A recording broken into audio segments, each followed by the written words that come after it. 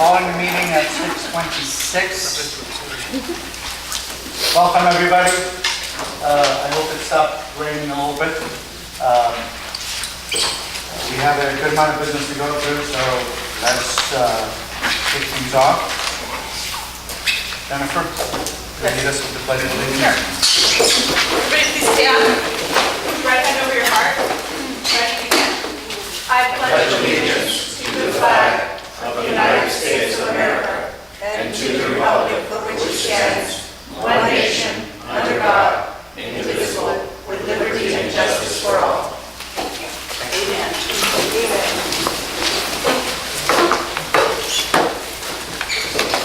Okay. Another roll call, please. David. Here. Hassan. Here. Susan. Absent. Alex. Here. Jason. Absent. Andrew. Here. Becky. Absent. Jennifer. Here. Hassan. Yes. Gabriel. Here. Isan. Here. And we have one. Thank you. Item 5 is a motion to approve the February 12 minutes. I want to make a motion to approve the February 12, 2018 minutes. I have a second. Second it. Thanks, Dave. Okay. Any public comments on the minutes? All right. Board, any comments on the minutes?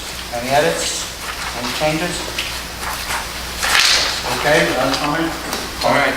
David. Yes. Hassan. Susan. Absent. Alex. Abstain.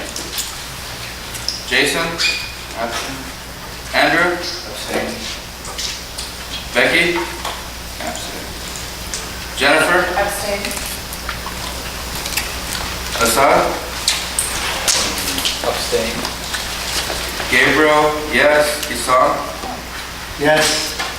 We got 3 yeses, 4 abstain, and 4 absences. It passes because our bylaws do not count the abstentions as a no. The count is based on present and voting. The motion passes. Thank you. Item 6, Mr. Treasurer.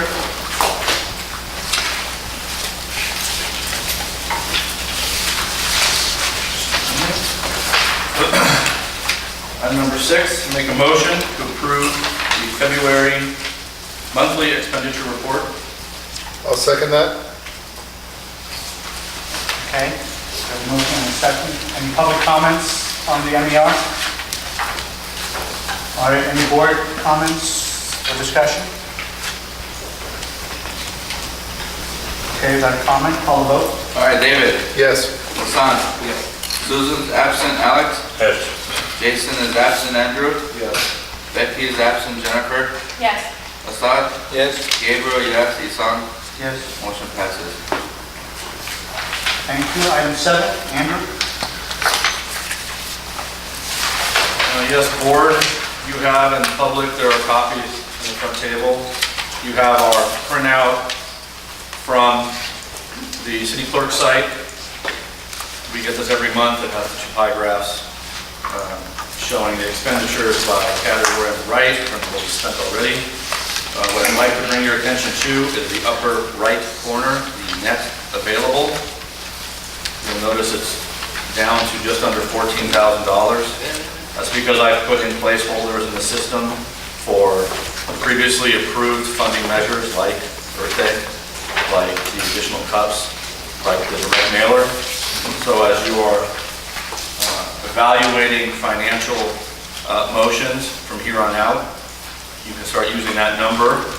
And tonight, we're looking at $13,935.13. This is what we really do have to spend. Any questions from the board? Cut-off date, June 10 or June 30 for expenditure? No, it's always early. I believe it's the 10th. 10?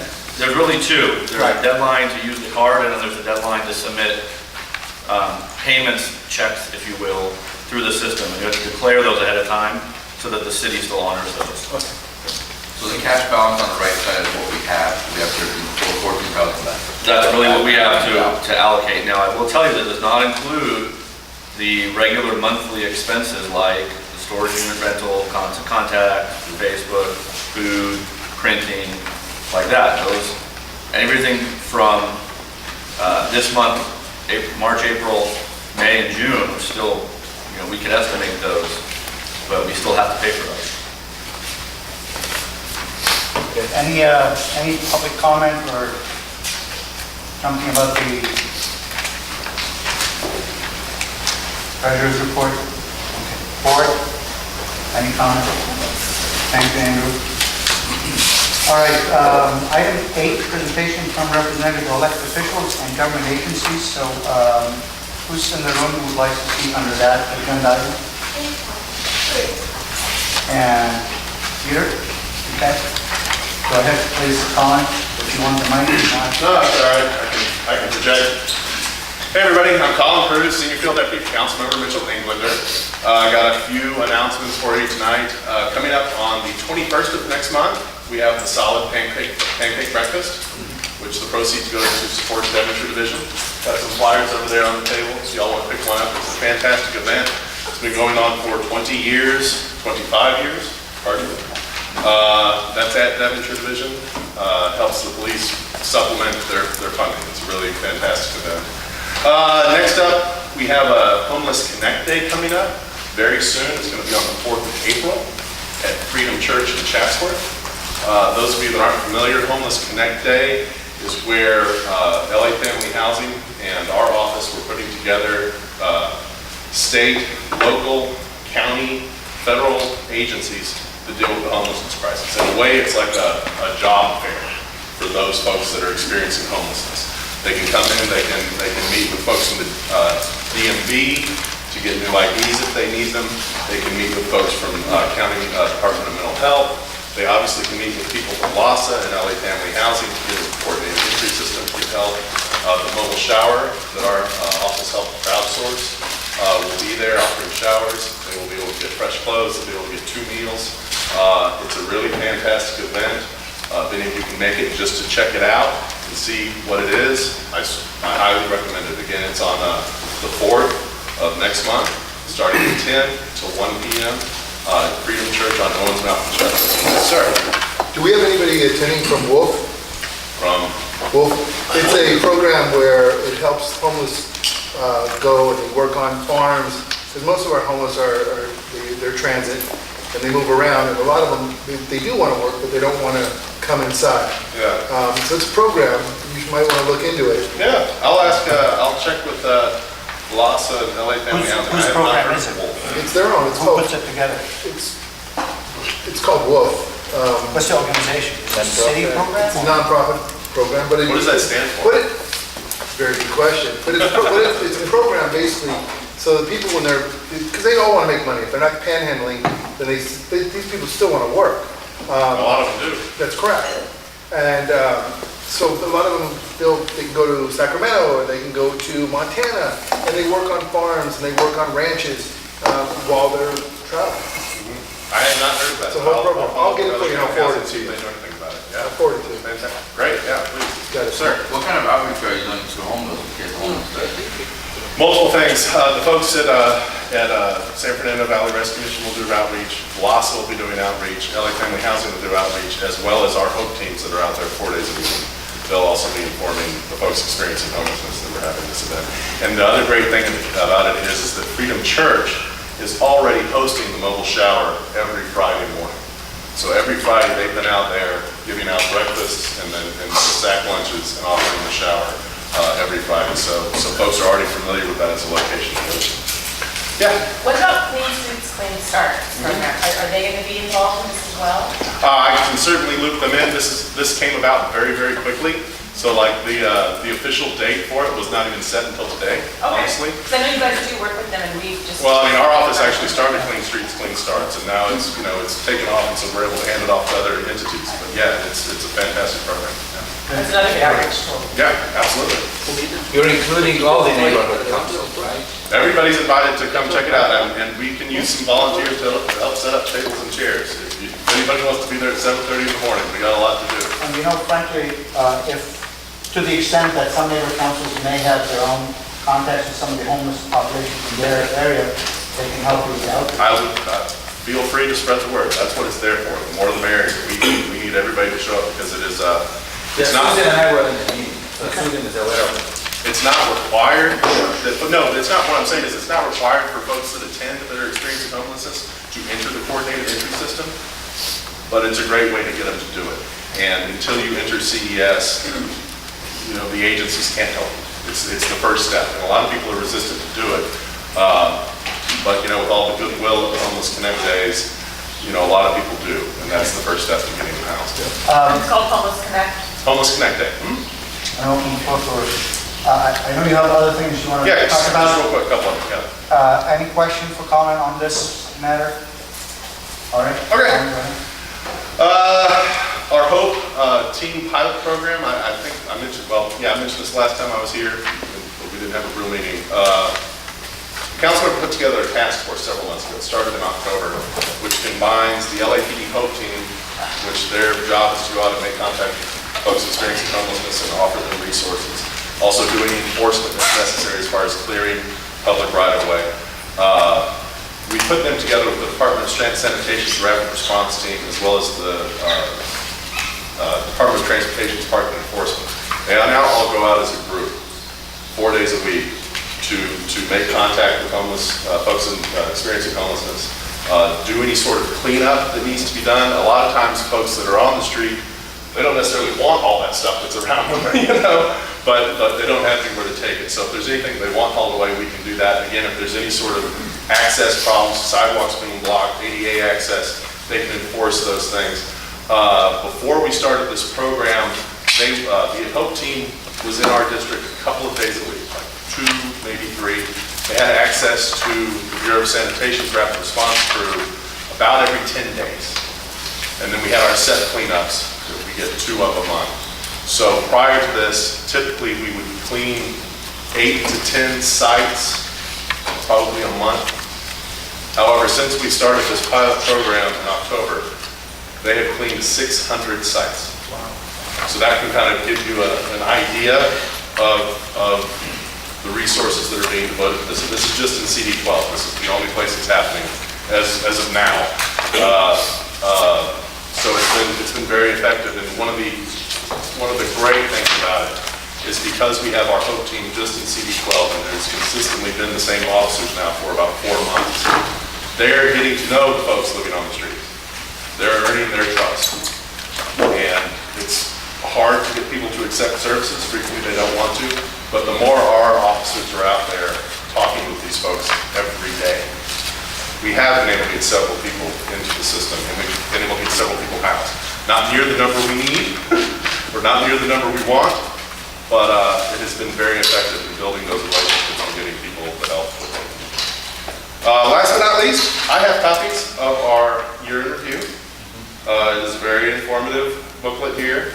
I put a stack over there for you guys to take, and if anybody has any questions, I'm happy to answer. All right. Yeah. Thank you for being here, and also, about our Earth Day event, and Councilman Yeah. can speak on it, so we're excited about that. Yeah, I talked with Jesse in our office about that today. And I also know Jonathan sent me an email just this afternoon that, no, that's on another copy. The urban forestry stuff? No, we're trying to look at the trees, but also about the median and letter for the event. We still don't have the letter for the event. Okay. That's our biggest challenge right now. Okay. Time, clock is ticking. Right. And we're sort of advertising it, and we're putting ads in the paper, but in reality, we don't yet have a permit, and the permit is waiting on the support letter from the council's office. All right. So please, yeah, Got it. thank you. All right, thanks, y'all. Thank you. Thank you.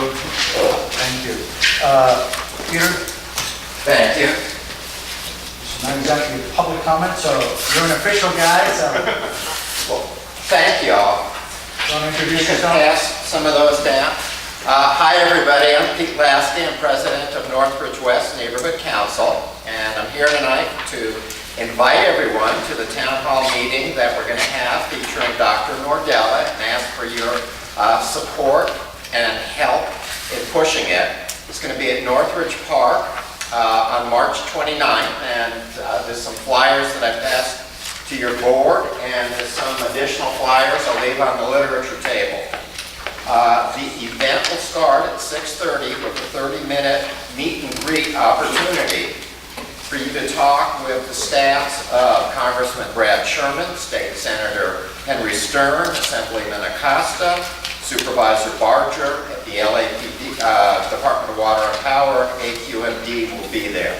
So there'll be a half hour where you can bring up concerns, let your opinions be known on whatever is important to you.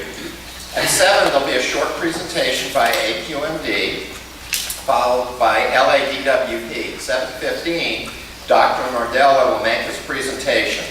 Following his presentation, we'll have a question and answer period.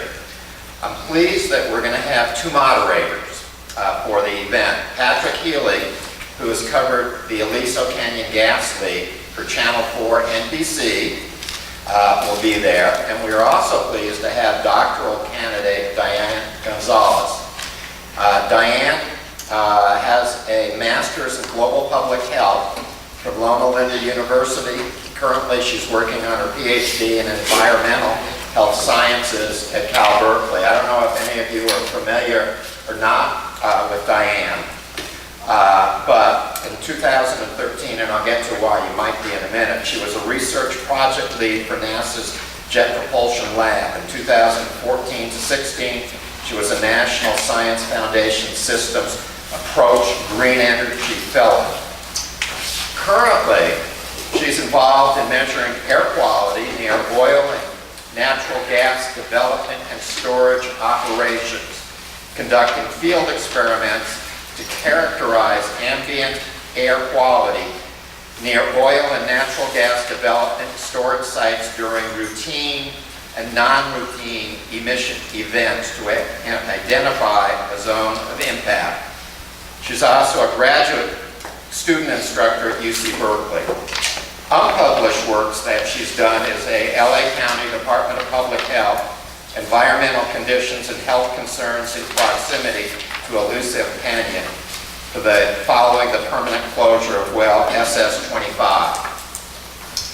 In 2016, she submitted to the U.S. Environmental Protection Agency a report called Hazardous Air Pollutants from Oil and Gas Development in the United States, a systematic review of peer-reviewed literature from 2012 to 2015. So we hope to see you all there. It'll be a good opportunity to keep your concerns about the health effects in the present. And for those that missed his first presentation or didn't get a chance to ask a question, an opportunity to do so. So it will also give you an opportunity to talk to the staffs of the elected officials and let them know how you feel about things. So thank you. Peter, is this held as a special meeting of? No, this is a town hall meeting, so it's not a regular type meeting. Yes? Will there be places where we can go in if it rains? It's going to be inside the gym. Oh, inside the gym? Yes. Do you have a flyer? Can you distribute them to me for everybody? You want me to distribute them? Well, quietly and don't interrupt the meeting, but... Just a second. The reason I asked is that we were instructed that if we hold a town hall meeting, it's a special meeting. That's why I asked. Okay. We did go to LA County funding and file an event request, Sure. and it was approved. And I'm not aware of any problems, so again, we ask for your support. Yes. Peter, Dave Brown, North Hills West. Yeah, the several neighbor councils are collaborating in support of this presentation. North Hills West, Northridge East, Northridge Chamber of Commerce as well.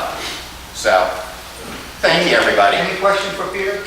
No, I just want to tell you that this is by the police station. It's right Yes. behind the police station. Yes. I know it. Anybody else? All right, Peter, thank you. Thank you, everybody. Okay. Item 8 is closed. Item 9, public comments on items not on the agenda. We have this. John, you have 2 minutes, please. Okay. I'm John Pelzer, a 35-year resident of the San Fernando Valley. I'm a lifelong Democrat, a small business owner, and now I'm a first-time candidate running for the honor of representing you in Congress from the 30th Congressional District. The main goal of my campaign is to free our voice in the House from decades of special interest control. Because you cannot fight universal health care if you take from insurance companies. You cannot fight affordable housing if you take from developers. You cannot fight climate change if you take from the polluters. And you're certainly in no position to get the special interest money out of politics if that's the money that keeps you in politics. Because I do not take any corporate or PAC money, together we would be able to create the future we want and not the one that is being handed us. Now, when I first started running about 8 months ago as a first-time candidate, job one was to find out what was on the minds of the people of the San Fernando Valley. And that was a mighty daunting task. But then I went to my first neighborhood council event, which happened to have been the beautification committee in Chatsworth. And I immediately became a candidate in a candy store. And I've been to dozens of events since then. And I've just been amazed. I mean, this is not new to you people, but I was amazed at the civic miracle that it was. You could walk in anywhere, anytime, hear about a zillion topics, speak your mind. And I just really, really got into it. I've also seen you people in action. I've seen you take abuse. I've seen you act as psychiatrists, mediators, and all kinds of things, all with calm, but without any money. This is a very long way of saying, no matter what happens, whether you support me or not, I will always support you. Thanks a lot.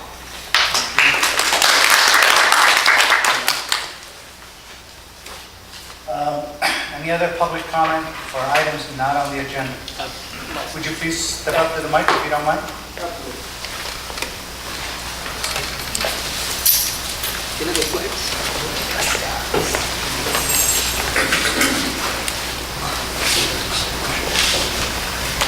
How you guys doing? My name is Ricardo Gutierrez. I am the campaign manager for Jess Phoenix, who's running for Congress in California District 25, which is pretty much the broader side of it is outside of this area, but a little tiny portion bites right into Porter Ranch. So obviously we're very interested, and thank you for holding this meeting, and we want to know all of the different items that are going on in this community, as well as all the other communities throughout our district. I am the campaign manager. Sandra over there is our Latino Outreach Director, and obviously one of our super volunteers from the Antelope Valley, Felix. And we are also going to be holding an event on the 19th, so coming Monday, at a place called Los Toros.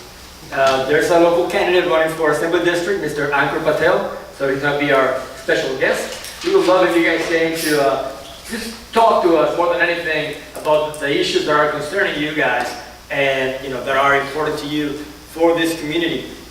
Some of you may live inside the Pinnacle District. I know that this particular building is inside of it. We step a little bit to the right. We might not be in the district anymore. But we try to, obviously hear everything that is adjacent to and within the district, because all voices are important. So by all means, I will talk to you after this offline, and the other gentleman, I hope he didn't leave already. But thank you for your time, and more than anything, Rosner, same thing. People who are trying to run to represent you, they need to hear your voice and your concerns. So by all means, please reach out and let us know. Let us have that. Thank you so much. Thank you.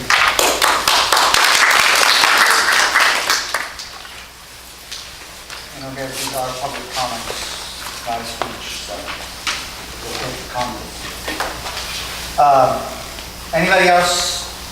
Any other public comment on items not being on the agenda wants to address the board with it? Thank you for the vegan food. Let's keep it up. Thank you. Okay.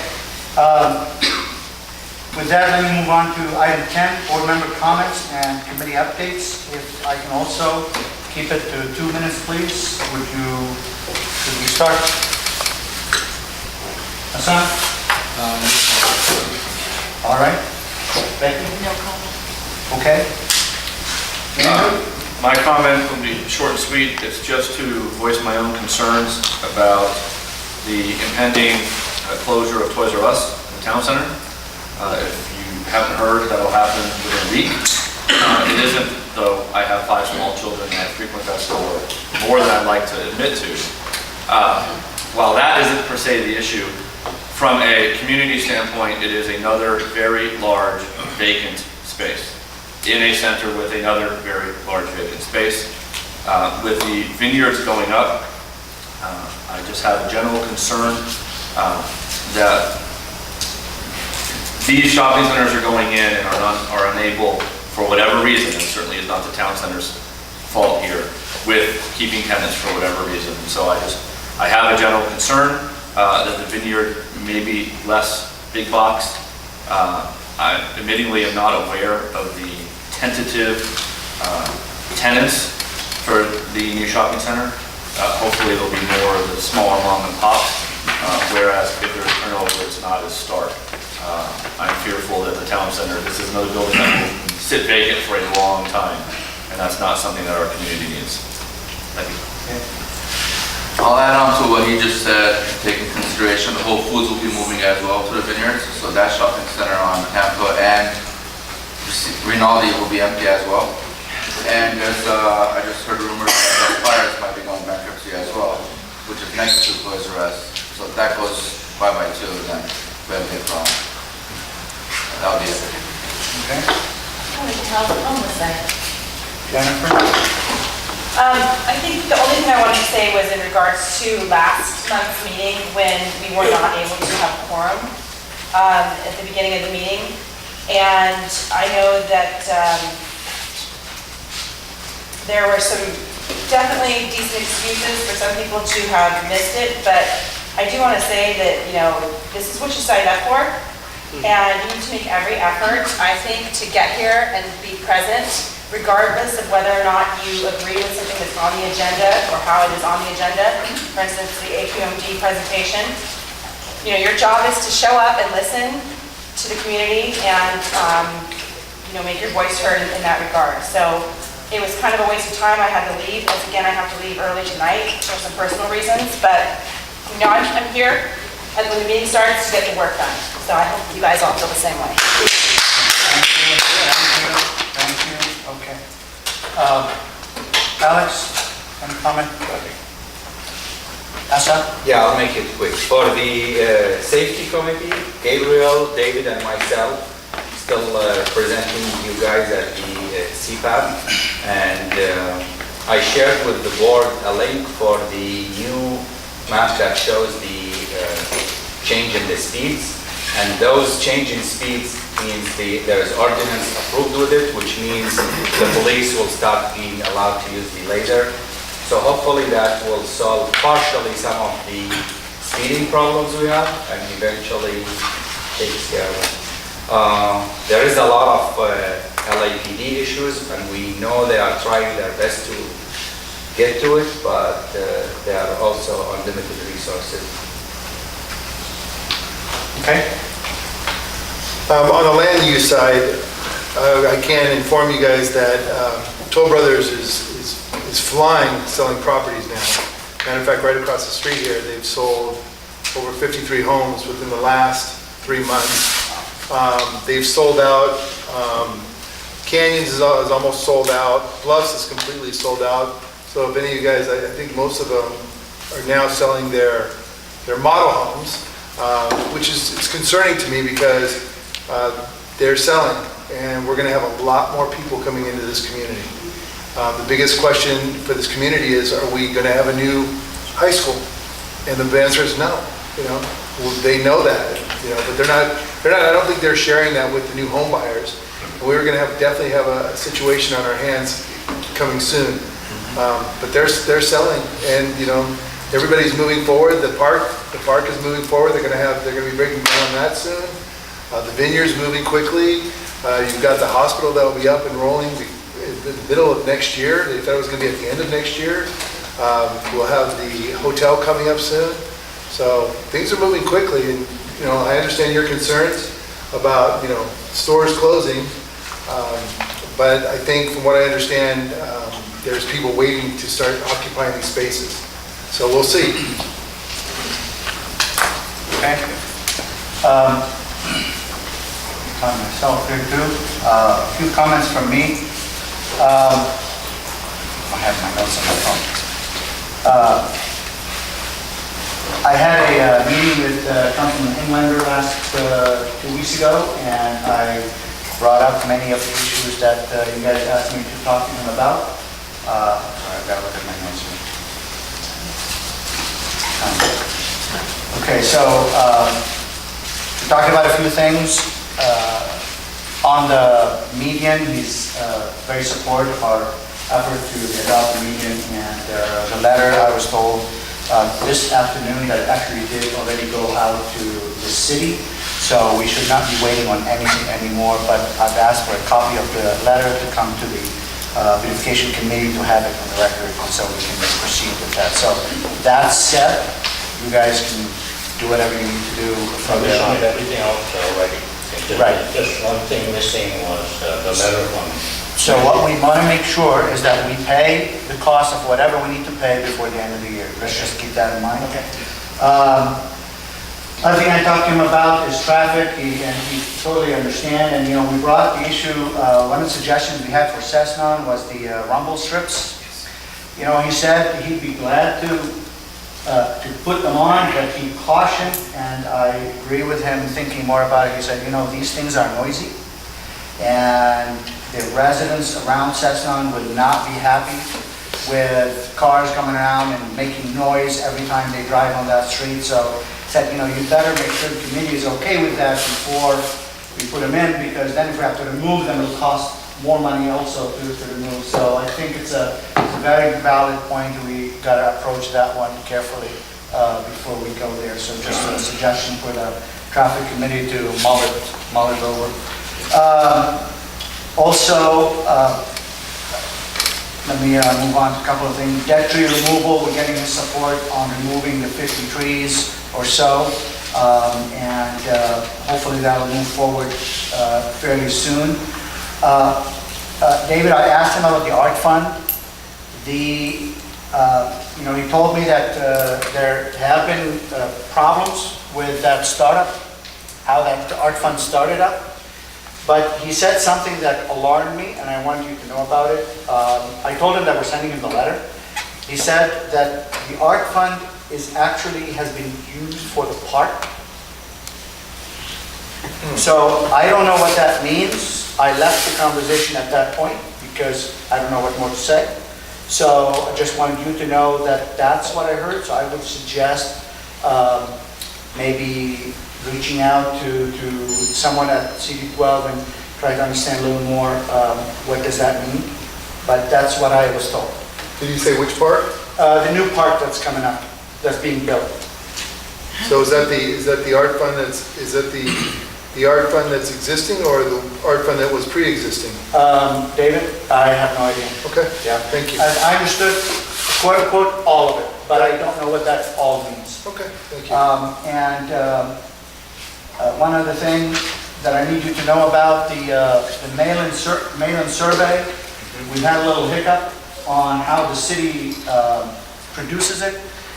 We have to go to envelopes and envelope inserts because the post office has a problem with a return flyer having an address pane on one side and an old address pane on the other. We're not on there, so we're changing that. And now we're trying to figure out how to pay the postage. There's a little problem internally trying to find the right account. I'm not going to put Jasmine on the spot, but it's a problem. Honestly, I don't know if this is going to happen. It will happen. Jasmine says it will happen. It I'll will believe it when I see it. happen. We're working on it. It's just a little hiccup with our friends at Relay, but. And on top of all that, we cannot do prepaid returns because the post office requires an upfront payment into an account, and the city will never do an upfront payment for a neighborhood council. They do it for other departments, but they don't do it for neighborhood council. Or for Ghana, for that matter. Just to be on the safe side. I think that's all I had. Kelly, I'm sorry to go on. Any positive news? This last few are all negative. No, I had more negative news that I was not. Okay. Thank you. All right. Thank you. Any other comments? Did I answer everything that you guys asked me to address? You said you had a discussion about street repair. The street repair, I basically received the city's party line, which is there's a priority system for repairs that goes from in front of city buildings or government agencies, then public areas, then bus stops. Basically a residential neighborhood that doesn't have public transit pretty much ends up being at the bottom of the list. That's what you heard from. That is the answer that I Our received. councilman said that. That's what he told me how the system works. Are you talking about sidewalks? Yes, Yeah, that's absolutely true. That's by court order. that's what I was looking at. So, anything else? All right, let's move on to, item 11 is expenditures to date versus budget. And Andrew, I'm glad you're able to do this whole in the system, because what I did in the packet are these graphs. I'm a visual guy, so they help me see things. So, and I added it in here. So at this point, based on what I see, our total expenditure to date is only 18,000, but our committed and approved total so far has been 54, at least by my count. And that leaves just about 15 or so left for the rest of the year. So just so you know. But remember, that includes 15,000 for Earth Day. I have no idea if we can be close. It includes 6,500 for the survey. We will not be using that. We will need probably just about 5,500. So there might be some extra money there. This also includes the 2,500 for the mugs, the steel cups. Yep.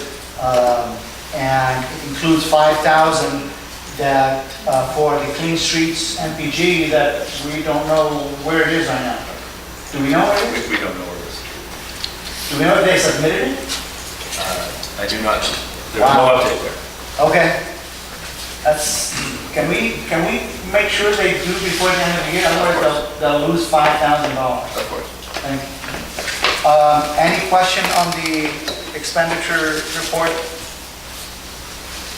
And this has also the individual accounts total to date. So anybody who's interested in the MPG level, CIPs.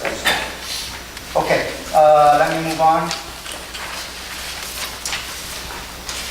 Item 12. Item 12, discussion and possible action to approve an NPG request from the Southern California Preparedness Foundation for $1,000 in support of the 11th Annual Valley Disaster Preparedness Fair.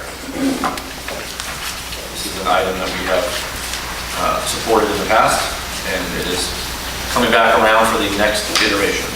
And someone's here to speak on it. Thank you. I'm getting worried. Good evening, hi, good to see you again. You want to use the mic? Sure. Thank you. I can't believe it's been a year since, I was here in between last year, MPG for last year's fair. Let me just tell you some quick updates on it, and then you can ask questions. It will, again, this year be at its new location. First time last year at the Northridge Fashion Center. Overwhelming success. We had no idea what would happen. We were nervous that nobody would show up, so we advertised as much as we could financially afford to do. We became a victim of our own success. The increased attendance drove up some of our costs and everything. But the good news is, aside from a couple of solvable issues, it was a remarkable success. The mall was overwhelmed, as were we a little bit, by the attendance, and they report sales from their vendors and told us, not to specify an exact amount, that their merchants and vendors and tenants had the equivalent of a holiday shopping season day. And the next day was good also, which is interesting. There was a knock-on effect there for whatever reason. Maybe people were stuck in parking. So, 3 highlights, significant highlights. No longer will the disaster fair be the first Saturday of October. That's where it's traditionally been. It now becomes, henceforth, the final Saturday, the last Saturday in September, which in this coming year will be the 29th. And primary reason for that is to better align with September being National Preparedness Month. As the fair has gotten bigger, so have the expenses. When we left the fire station, now we have to have permits and insurances and rentals and security, things we didn't have before. So by aligning with National Preparedness Month, that ties us in more with FEMA and Department of Homeland Security. We're hoping to gain some assistance, not financial, but the literature that we can file into the kits, things of that nature. Potentially, hopefully, they will help us out in that regard because they have excellent literature and we just have to pay shipping. Well, if we can go to a local depot and pick up a pallet of it with our own vehicle, that's significant. Timing-wise, instead of 10 a.m. to 2 p.m., which it's been as long as I can remember, it now becomes 9 a.m. to 1:30 p.m. The primary change for opening an hour earlier is to minimize lineage. We don't want to have any lines. Those of you that have experienced it before and waited in line, I've waited in line myself. People waiting in line are just wasting everybody's time, particularly themselves. It's not conducive. The whole event is educational in nature. You're not learning anything standing in a line.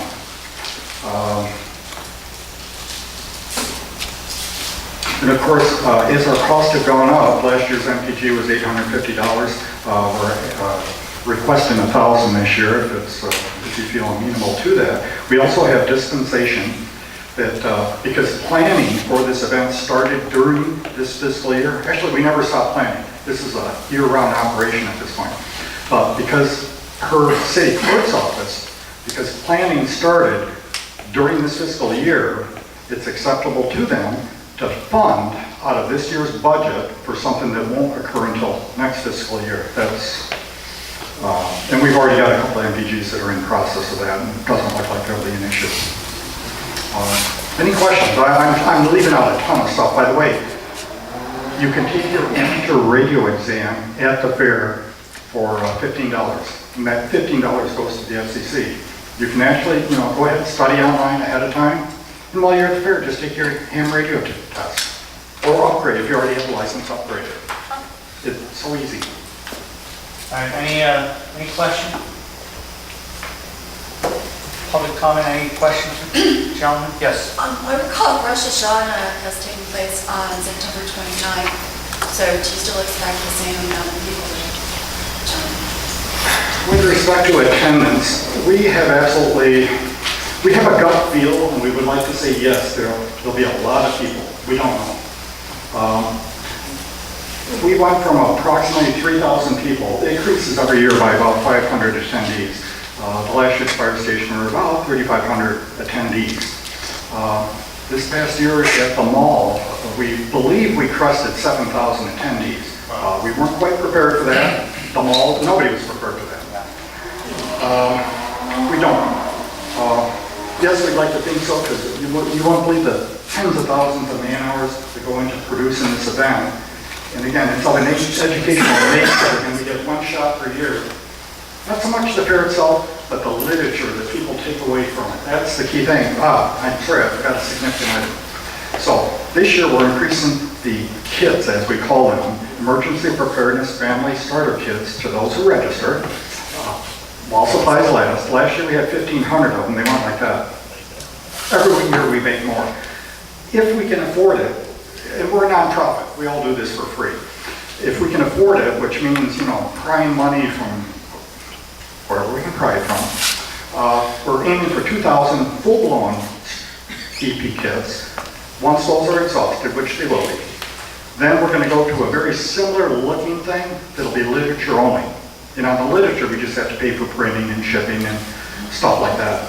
So, and we're planning on 2,000 of those. So the highest value is everybody walking away with something, with checklist and where do I buy this stuff and you name it, on an ongoing basis throughout the year. So we're pretty excited about that part. Any question on the MPG fund? All right, David has some. I'm sorry. I don't have a question, I'm just going to say that this fair is excellent.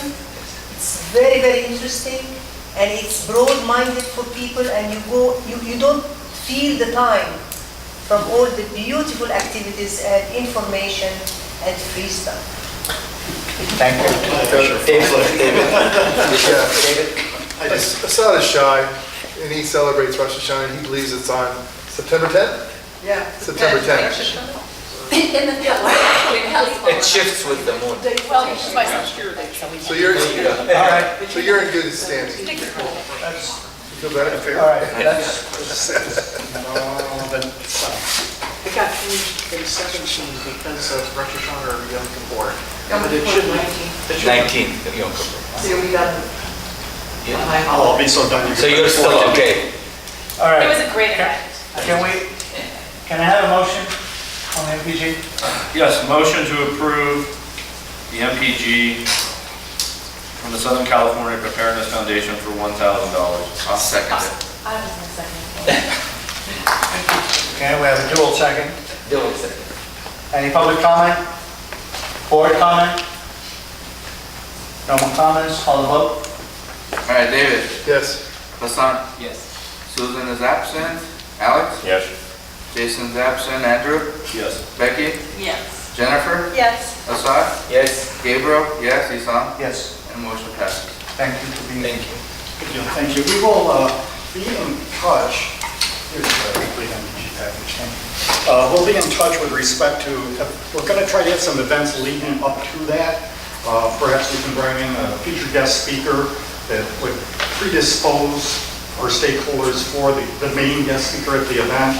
We'll make available to you, and you can pick and choose what you would like. Sure. Thank you. Yes. You know, I know there are some of us, if you don't mind, if we're quite early, so I'd like to postpone the break a little bit. Without objection? All right, let me move on to item 13. Okay, item 13 is, if you recall, at the last meeting, there was a motion that was approved, and it is to address a deficiency in our bylaws that Dunn brought to our attention with the fact that the boundaries are simply described by a map, but they're not described verbally in the bylaws. Dunn would like them to be stated clearly. So we received language from them about exactly how to state it. It was listed specifically in the motion at the last meeting. We voted to approve putting them in the bylaws. Bylaw submittals are due in around the middle of April. So, you'd be amazed at the application we have to file to get something changed like this. So what you have in your packet in attachment E is the application from the city that we use. The application talks about changing boundaries simply because that is the application. There's no other application for just clarifying boundaries. So a lot of it in here is, well, nothing is needed because we're not changing boundaries, but nonetheless, we have to fill it out. It's all filled out. They require the old language and require the new language. So the old language page is attached to the attachment, and the new language is stated. All additions are underlined.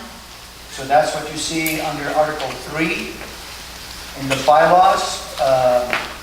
So I just that require the page of that's being changed.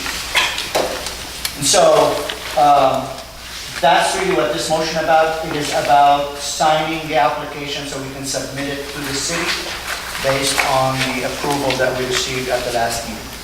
That's what this motion is about. But it doesn't include other changes. No, that's a separate motion. Okay. We need to keep it clean. This motion is just about the boundaries. Okay. And stating verbally what the boundaries are. So, I have the motion. I'll second the motion. Okay, board comments or discussion on it? Yes? I have a question about the eastern boundary. Correct me if I'm wrong. It says the eastern side of Lisa Canyon Park from the northeast corner of Porter Ridge Park to Hesperia. Hesperia Avenue to the 118 freeway. Where's Hesperia? It's on the edge of the park. And we worked with the city staff on this.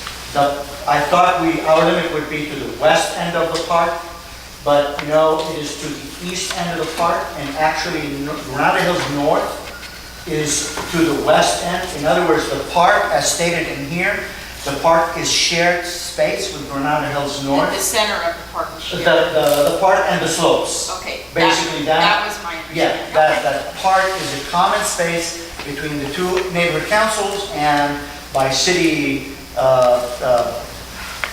criteria, a public park can be a common space between neighborhood councils. And that's basically it. Okay? Any other board comments? Public comments? Yes? Did you say that the wording for all of these boundaries came from Dunn?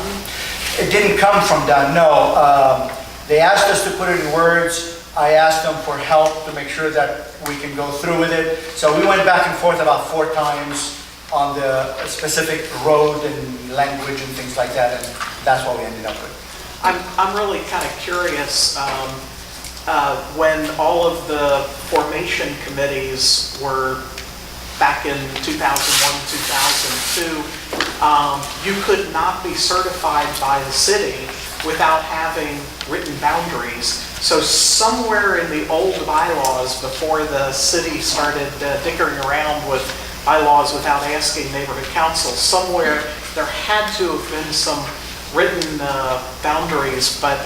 It just said, per attached. Yeah. All right. Any other public comment? No more comments? Call the vote. All right, David? Yes. Hassan? Yes. Susan is absent. Alex? Yes. Jason is absent. Andrew? Yes. Becky? Yes. Jennifer? Yes. Assad? Yes. Gabriel, yes. Isam? Yes. And motion passes. Okay.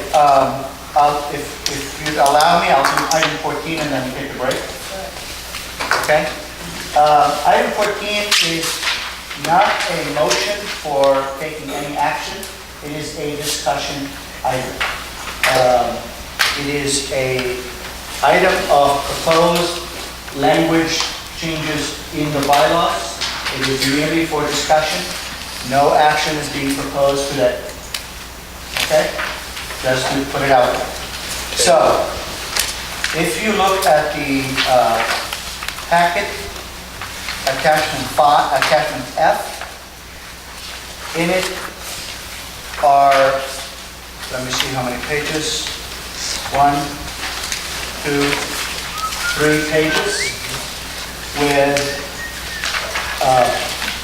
suggested language, and I would like to go through them a little one by one to explain what each one is. And again, whether we bring this up to a vote later on at another meeting or not, that's a whole different question. So we're not going to vote. There's no vote, it's just a purpose of discussion, for having a discussion in public and reflected in the minutes. Great. So, one of the things that our bylaws are different from other neighborhood council bylaws is with this notion of what an abstention counts as. Different neighborhood councils have different criteria. Some count an abstention as a voting, and some don't.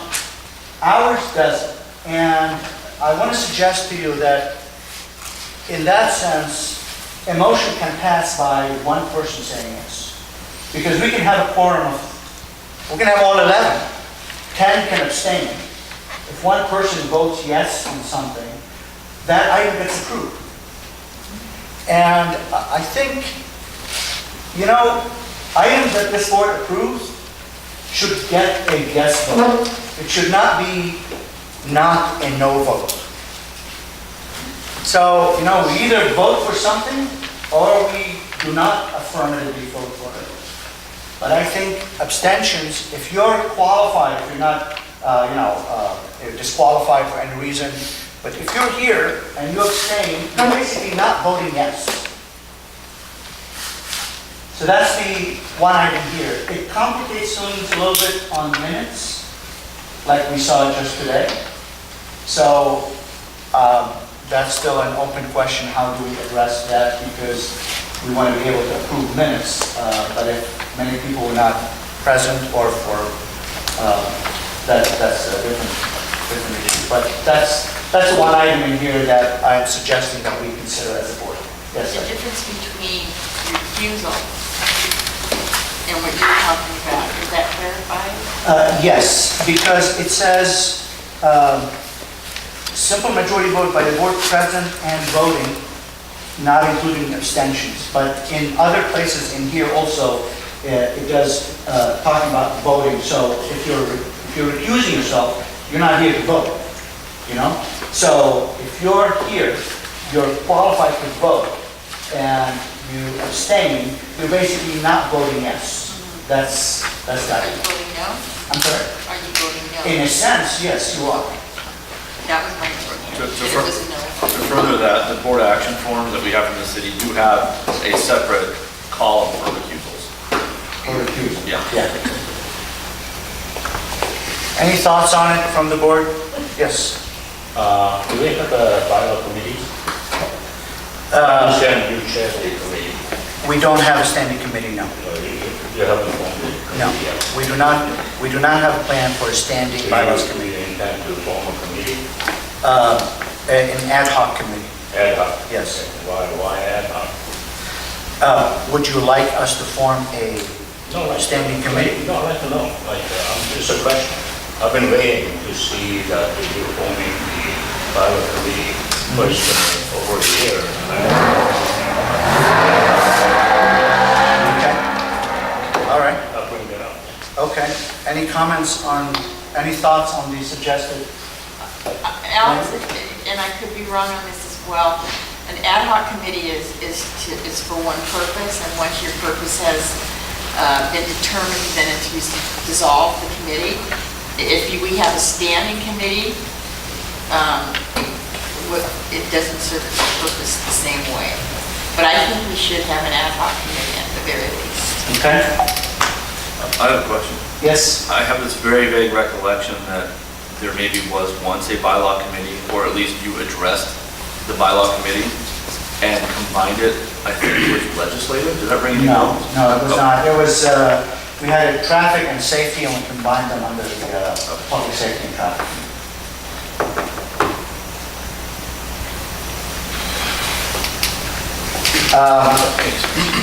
Okay. The other item that is for discussion only. I know that our bylaws in the past have term limits, and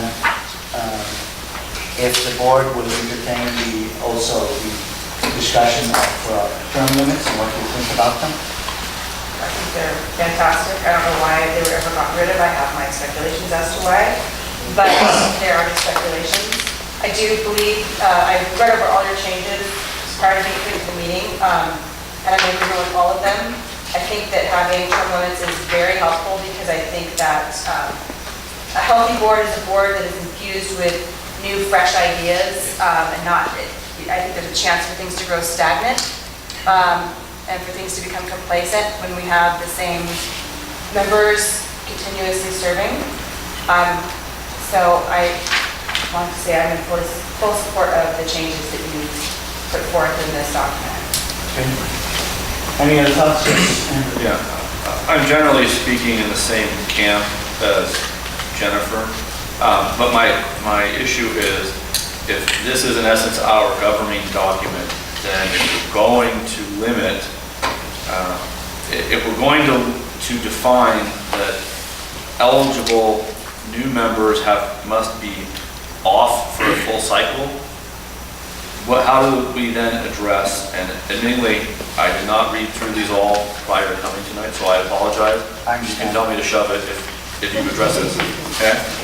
What happens if there aren't enough candidates for open seats? Okay? Of people who have waited a cycle. How do we address the what if in that situation? So let's make sure we make that part of the, here's the thing. I've been told a lot that our bylaws are very thin. So wherever we can bring clarity, we can think of a scenario that might be a problem, let's fix it. And again, to your comment, Alex, I'm not trying to hijack the bylaws here. I'm trying to have a public discussion where everybody talks about our bylaws. And we can't have it in private, we've got to have it in a meeting. And that's why it's not a motion, it's not an action item. It's a matter of point of discussion only. That's all. And so I just needed to start the discussion with something. Anything else you want to put on the bylaws, bring it up. Let's talk in public. Now we're free to talk about it. That's all. But that's, there's another place in here that talks about people that may have been on the board before, that they need to wait a full term and things like that.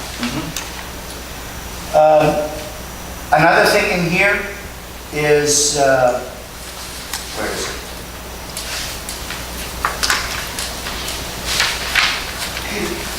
Oh, can I just address that? Which one? The last, the term. Oh, sure. We did have term limits, and at one point, then we were aware of them. And Gracie, under Gracie, they did away with the term limits. We used to have them. Well, let me ask, Jasmine, are there other neighbor councils with term limits? Yeah, I can't speak to the history. I've been with the department since 2015, but I do know that now we don't have like an NC-wide, this is the rule on term limits, but there are some neighborhood councils who limit their terms or limit, I've seen like a variety, like no one person can be president back to back, or like they can be a president twice and then it has to take a break or whatever variation. Okay. Yeah. Okay. But I think we're discussing that you have to come off the board for 2 or 4 years before you can be put back on it, unless... For 1 full year. For 1 full year? For 1 term. Okay, and we used to have that. Just so you know, the city changed it. It wasn't the former board. Okay, no. So just so you know, and there's no problem with term limits. I'm sorry, go ahead. She's absolutely right, that neighborhood councils, the formation groups decided yes or no on term limits, so every neighborhood council made its own choice before the boards could be certified originally. In 2010, when the city clerk took over the elections that the neighborhood councils used to do ourselves, the city clerk decided, with input from the city attorney, that they took term limits out of 100% of the bylaws in the city. It was partly because the city clerk was, in their own words, wiping the slate clean on every election, every neighborhood council election that had ever been held before the city clerk. It was, I won't go into it, but basically they said anything that was done before the city clerk, which was the professionals in running elections, was in effect, it might have been tainted. So they drew a line and they said city clerk starts at 2010, and from this point on, there are going to be a certain set of new roles. So the city attorney went into all the bylaws across the city. No neighborhood council had a say in it. Term limits were removed. later on, neighborhood councils were given a choice about whether they wanted to reinstate the term limits. But if a council did not take an affirmative action to put them back in, Sure. there are no term limits. Well, thanks for clarification. And if I could also point out, there was no ulterior motive by our former board members. Okay.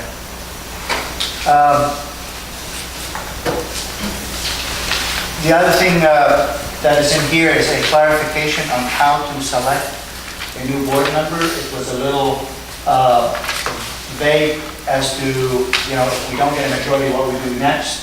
So there's a clear description here about, okay, the two top ones, and then we go from there and go from there. And ultimately, after a certain number, if we don't get a majority, it basically flip a coin or draw in. So that, again, it's a language in here because I think it's unclear as to how we're supposed to do it, and this is just a suggested language for addressing that deficiency. So really, the three issues are a motion should have an affirmative vote to pass, as opposed to, not enough no's. And the other one is a term limit discussion, and the third one is a clarification on the selection procedure.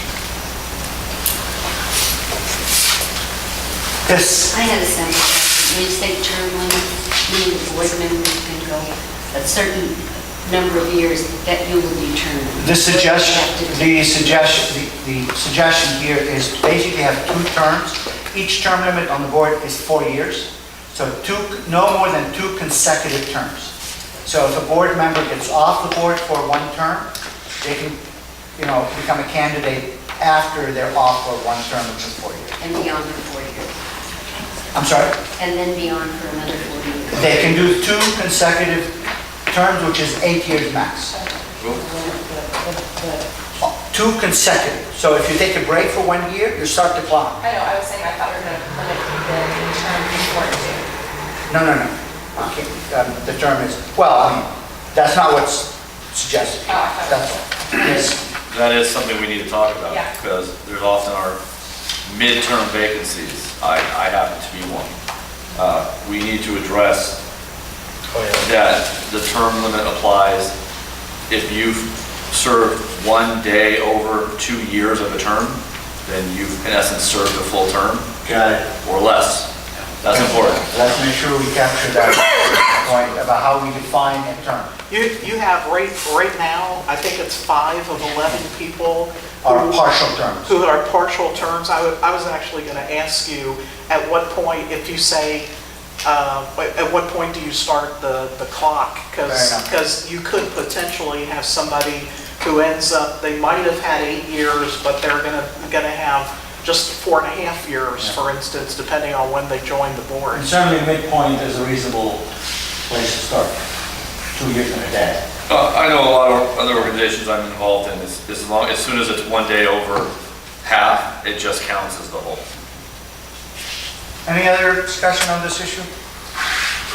I'm sorry? I guess I was thinking like, you would start the clock for the 4 years, starting after you made the final changes, rather than having anything retroactive.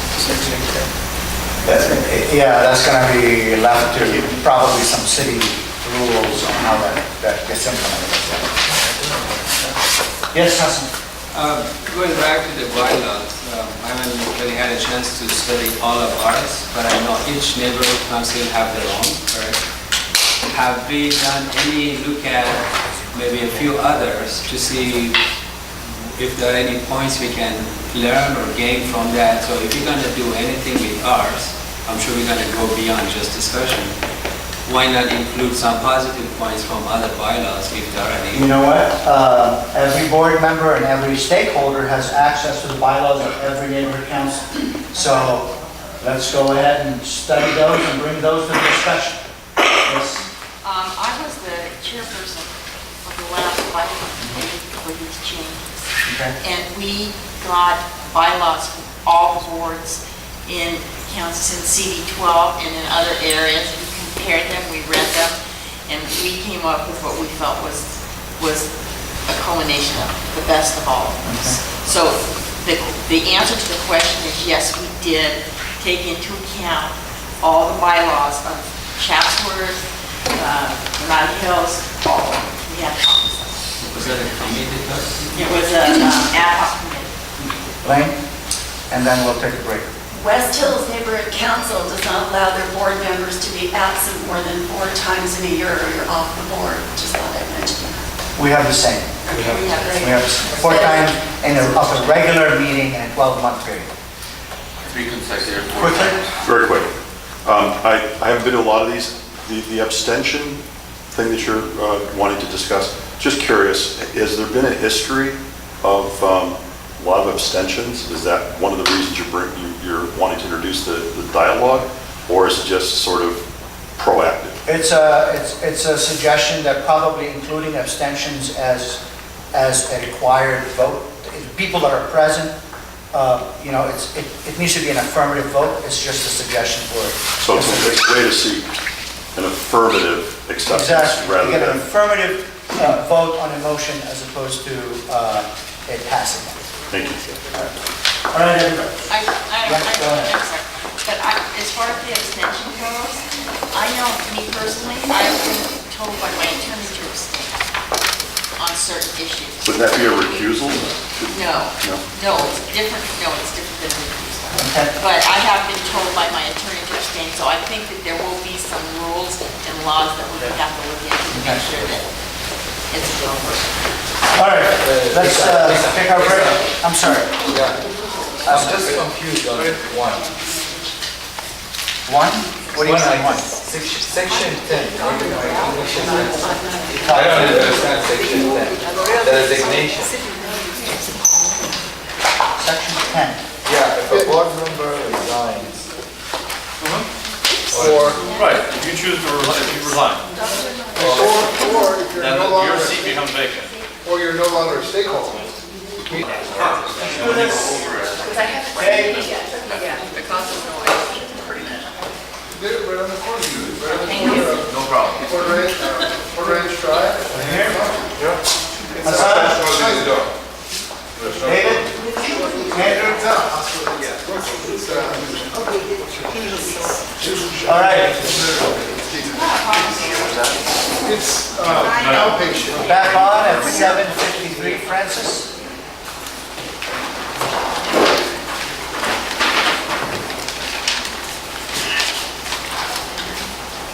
Okay,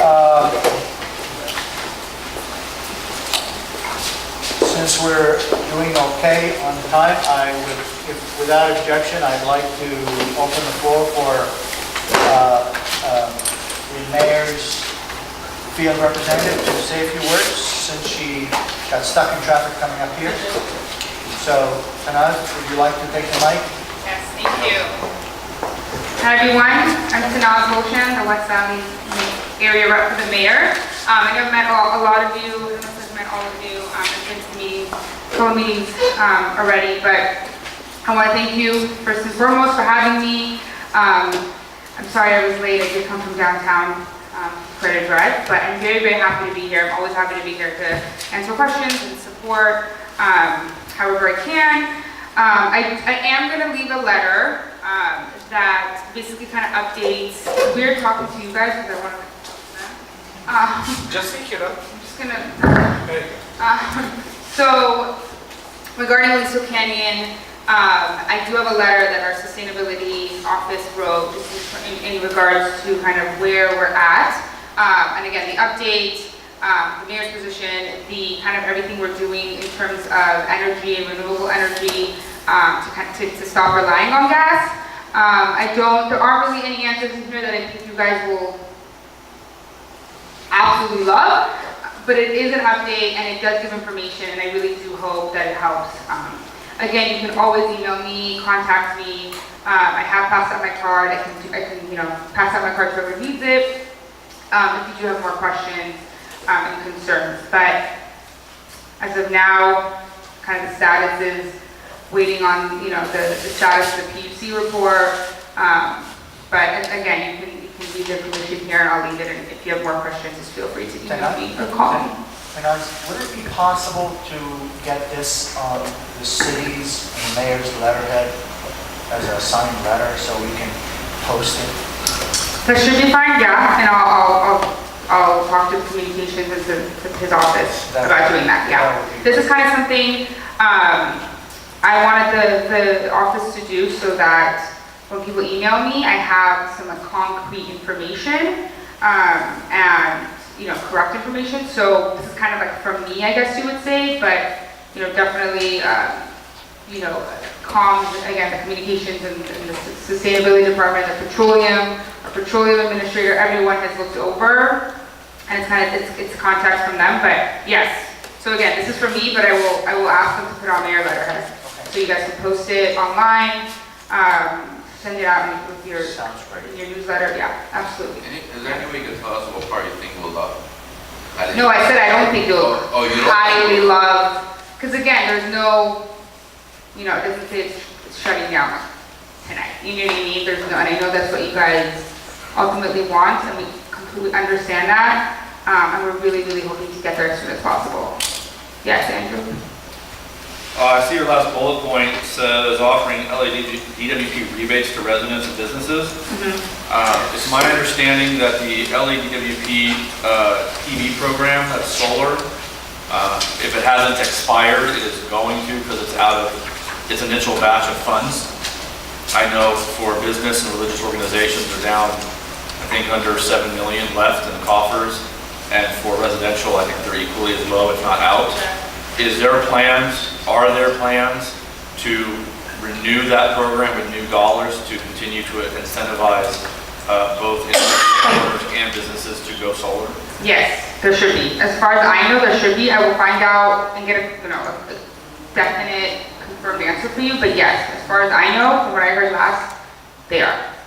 So I'll find out. And the reason why these are underlined is because online we had them hyperlinked to the site that you can go onto. So when we do get them on your website and in the newsletter, you guys can click on these and learn more about the advisory, the energy efficiency law, kind of what we're doing with the council, and then the rebates. Yes. I went solar 2 years ago, and my first bill for electricity with DWP was $6. My last bill was $240. And it goes up every month, it's getting higher and higher. My question for you is, did the DWP realign their rate structure so that they could charge us more during peak hours? You know, that's and anybody else who went solar like that? Yeah, did anyone have that? No?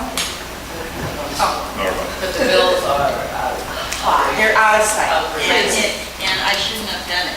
Okay, let me actually find out about that. I'm gonna give you my card, if you can email me actually some more information so I can have it in front of me and have all that information. The keyword is net metering 2.0. I'm sorry? Net metering 2.0, keep that one in here. When you ask. Okay. There's Well, a I'm gonna have you threshold, send an email. there's a threshold for percentage of solar power generation. Yeah. Residential, Right. which part of the incentive for LADWP was if they could get enough of the community to install PV systems, and if that percentage crossed some threshold, and I off the top of my head don't know what it is, they get to go to net metering 2.0. Okay? So there are, that may be what is Is that more occurred. expensive? Yes. Okay, but still, let me find out. And I have you reached out to DWP and asked them about that? Okay, so maybe. And his parents is down the street from me, I'll have to ask them how they're doing. Okay, but definitely send me an email because I do want to look into that myself, and I'll contact DWP myself and go through our office Well, they and see what's going on. admitted to me that they manipulated the rate structure during certain periods of time during the day, and so we're going to have to pay more money even if we do have solar. So what's happened is my bill has it has gone, and I don't have a pool and I live by myself, and it's more than when my 3 kids and my husband were all living there. So it totally, there's nothing wrong with my bill. Okay, no, thank you for letting me know. I'll give you my card, and you can send me I appreciate it. all that info, yeah. Great. One problem, which is one reason I have not switched to solar yet either, is because because we're still on the grid and we're still having to pay the WP and all the fees. Can you suggest a potential proposal for whoever wants to get off the grid to have battery backup electricity and solar electricity to get off the grid and completely cut themselves off the grid? And you'll see a lot more people probably converting than having to rely on still the WP and their games they play as a year. Yeah, so again, I'm gonna reach out, I'm gonna talk to DWP myself, and again, for Sustainability Department and our Department of Public Works, and I'm gonna see what's going on and what we can do. Any other questions Yeah, before? and all that. So I wasn't aware of that, I had no idea that your bills were getting higher. Public? I don't know if it's just me, but. Yeah, okay, let me find out. Any questions from the floor? All right, Kanaz, thank you for your time. Thank you very much for it. Sure. First, I'll let you know. Thank you, guys. All right. Next item is item 15, and it's from Susan, but Susan is homesick, so let me take a shot at this. There's a program under AB 617 for communities to be nominated or self-nominate for an air monitoring system.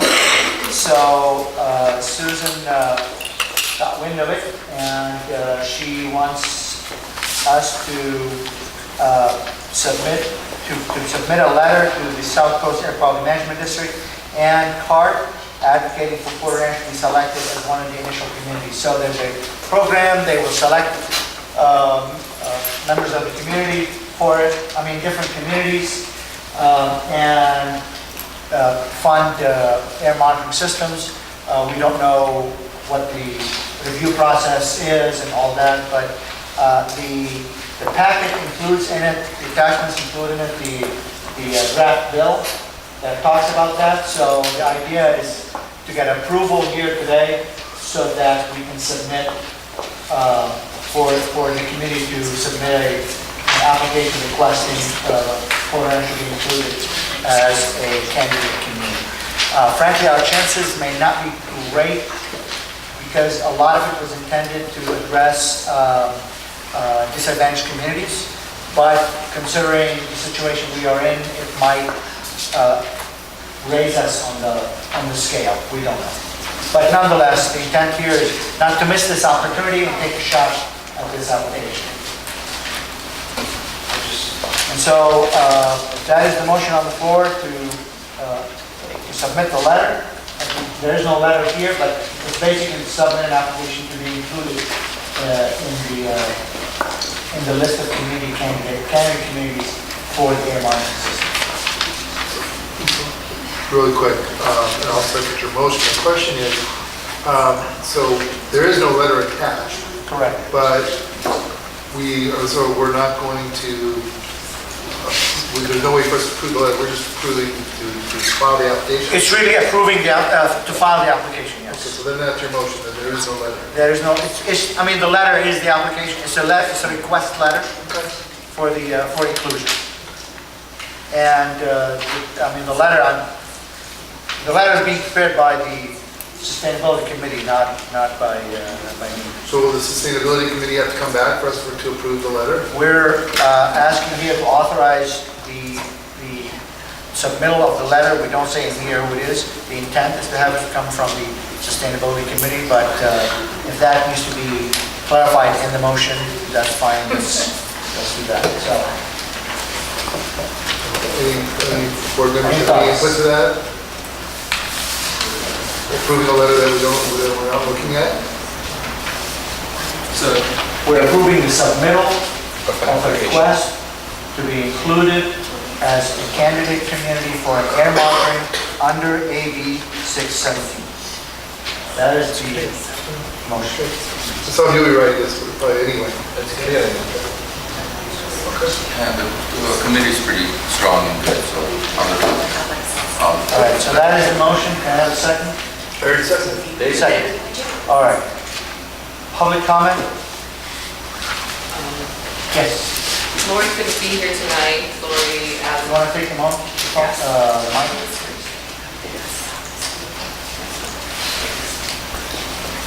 Hi, my name is Deirdre Bologna. Lori couldn't be here tonight, Lori. She wanted to suggest just a couple things for your letter. I don't know if you're going to just be giving facts or just requesting this, but I'll just read you what her two requests. She wanted to make sure that you include Aliso Canyon as the third largest polluter of all natural gas storage facilities in the entire United States. And number two schools are within 1.5 miles of the facility, which puts hundreds of young children at risk. We should include that. And I know you guys know, but I told her I'd do it. Thank you. Well, it goes in the minutes, so then we have the record. Perfect. Any other comment? Yeah. Please. Craig Galante.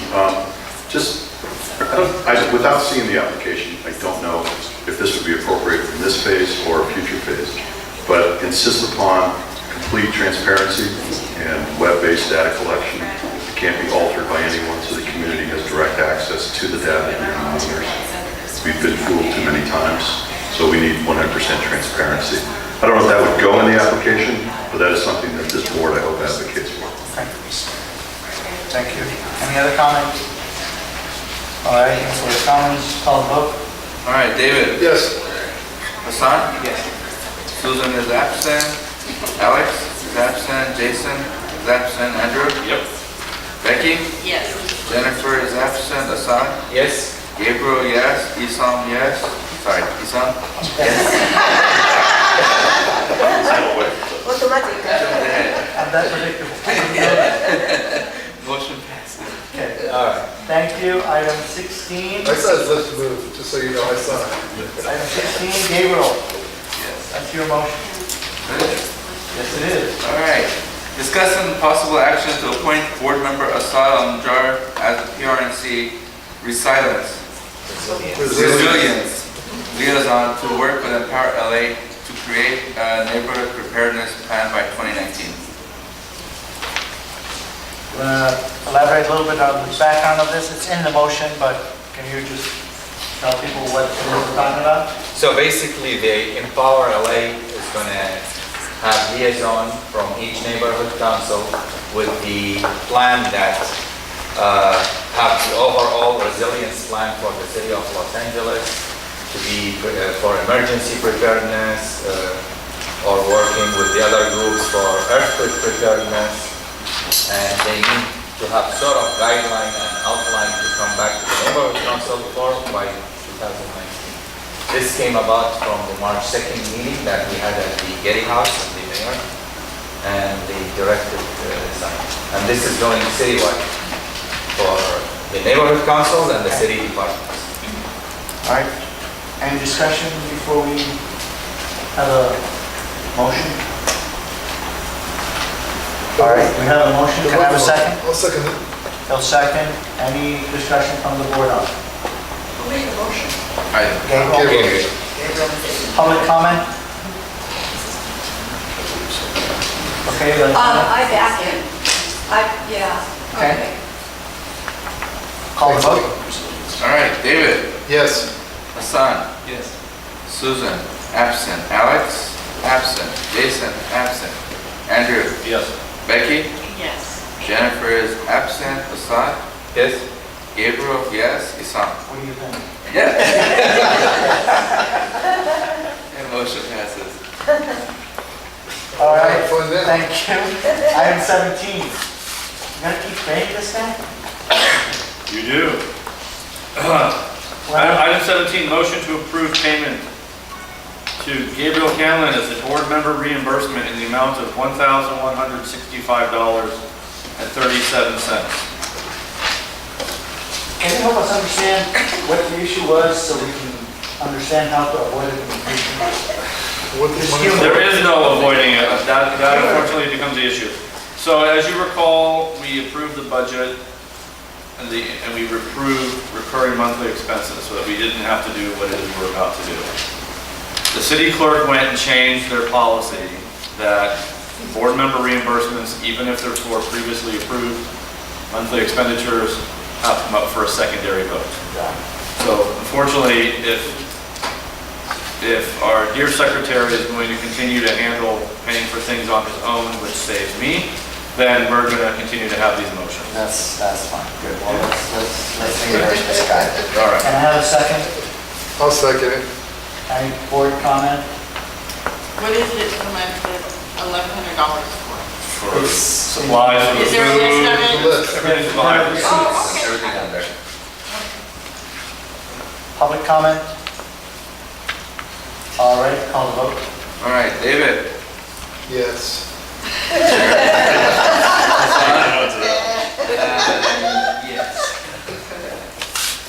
Susan, absent. Alex, absent. Jason, absent. Andrew. Yes. Becky? Yes. Jennifer's absent. Assad? Yes. Gabriel? Yes. Isam? You got it. Yes. All right, motion passes. All right, item 19. No, you're sorry, rejected, sorry. don't worry. Item 18. Gabriel, that's also you. I want to make a motion to purchase a carrying case for our camcorder and mic, and to purchase an extension cord at a combined cost of up to $40. I'll second the motion. Basically, currently, right now, we do not have a carrying case for that. It's an expensive camera. I like to have it carried in a carrying case instead of a box. Yeah. And the extension cord, I had to use it this time, but I've been using my own. And I don't want to forget it. One day it gets screwed, so I'd rather have it all together. Any board comment? Public comment? Get a case. Got to do it. All right, call the vote. All right, David. Yes. Hassan. Yes. Susan, absent. Alex, absent. Jason, absent. Andrew. Yes. Becky. Yes. Jennifer's absent. Assad.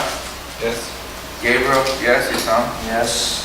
And motion passes. And finally, item 19. Gabriel, that's you. Give me a second. All right. All right, discussion and possible action to post all video and audio recordings recorded from here on by PRNC at all PRNC general meetings on the PRNC YouTube channel and with a link on them on our website. Any discussion? I Are we good with a motion? Go ahead. Well, Oh, okay. any problem with the motion? No problem with the motion. All right, can we have a second? I second. All right. Any comments or discussion items on the motion? Board? I Go have ahead. a question. Go So ahead. our website, we cannot upload any on the server, right? No, we'll be uploading on YouTube channel and sharing the link of YouTube channel on the PRNC website. But because our website, is it the hosting issue or? No, let me comment on the website. We have a problem with our website. Right. Our website has a finite capacity, the server that we were given, and unfortunately our email accounts, for those that are in the technical jargon, are IMAP accounts. Right. So emails never get deleted off the server unless you actually delete them yourself. Whereas if it's a pop mail, once it downloads, it deletes it from the server. So we've been accumulating material on our website. The danger that we have right now is that our website is not getting backed up. Our documents are not getting backed up. I have reached out to the city, and in typical city fashion, I did not get an answer. So I am still waiting. I'm sorry, it's frustrating. I'm letting Jasmine take the heat. But yeah, we need help to figure this out because it was not set up by Wendy or the developer that we have. So we have a major decision to make here, and I'm soliciting help from the city to help us migrate into removing this limitation. And I don't have an answer yet. But that's why we really don't want to put it on the website. There's YouTube, we can put the links, people click on it and go on YouTube and watch it. Is there expense involved in that? No. Did you send it to me? I don't remember, I send you a lot, so. I know, but because this is the first I've heard of this, so I just want to make sure. Yeah, no, So I don't think you sent this. I'll let you know. Yeah, I'll send you the email I sent to the gentleman, whom I was told by our webmaster that he's in the city that does this, so contact him. I contacted him and haven't heard back. Okay. But I would share it. Yeah, I'm fine taking heat, Thank but it's gotta be fair Yeah, yeah, today. yeah. It's gotta be legit, I get it. Yeah. Thank you. So that's, public comment? Yes. That was so important. That's outreach. Either that or we can keep spending $15,000 a year on fairs. So I really hope that happens and they can hear help. Yeah. All right, no further comment? Call the vote? All right, David? Yes. Hassan? Yes. Susan, Alex, and Jason are absent. Andrew? Yes. Becky? Jennifer's absent. Assad? Yes. Gabriel, yes. Isam? Yes. And motion passes. And by golly, it's 8:15. Wow. Meeting's adjourned. Thank you. That's the first. Great job.